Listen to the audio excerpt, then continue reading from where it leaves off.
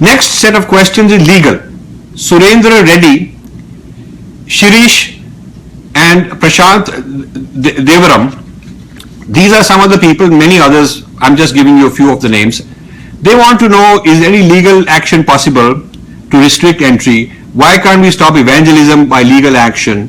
Can we file a case saying that since the government controls Hindu places of worship, this is also a Hindu place of worship, and government land is being rented by Kumbh Mela, so government has some responsibility? That makes sense. But I have to check this out. I'm going to meet some top Supreme Court lawyers, constitutional lawyers when I'm in India. The major issue is we need to first define what constitutes Hinduism. If Hinduism is being threatened, what is it that is being threatened? If you can't define it, you can't defend it. So we have to define what we mean by who is a Hindu, what is Hinduism. Whether you call it Sanatana Dharma does not change the matter.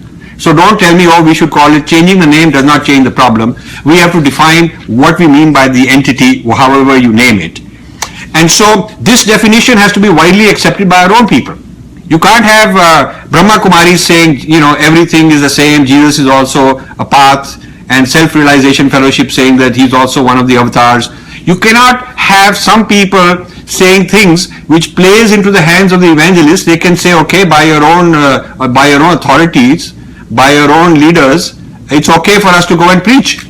And what is wrong if we are doing, we are calling it Jesus Ganga and Jesus Shnan, we are going to have, you know. So how can we stop that if our own people are not united on understanding the basic concepts?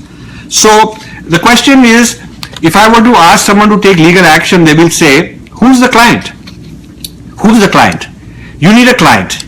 So I, as a random Hindu, cannot be a client. We need lakhs of people. Right now I have 1.5 lakh followers. Right now I have 1.5 lakh followers. We should have 10 times as many. You should help me get more followers. When we have a large following, we'll have a large voice. So then we'll be a constituency that has some stake. Secondly, I want the leaders in various Hindu organizations to join me. So another thing I'm going to do in this trip is to meet a few senior people. I've sent out feelers to see if they're available. And once we have a large public voice like you people, combined with a few leaders, important leaders, united, then we can take the legal action, because we do not want to take action when the insiders are disunited. When the insiders themselves don't agree, then if you take action, it will backfire, because our opponents will get other Hindus to talk against me. It's not difficult to find such people. They will get all kind of Hindus to talk against me, and then it will look like, oh, I'm just one kind of a person only, and maybe I'm a radical, I'm whatever, and they will just keep us divided. So first, before we go external and we take on the outsiders, we must unify the insiders. That's a very important thing and not an easy thing to do. So getting our own leaders on board is a prerequisite before we can take legal action. Otherwise, they'll bring witnesses. The opposing side will bring witnesses who are from Hindu side only. Okay. Meat eating will start in the Kumbh Mela.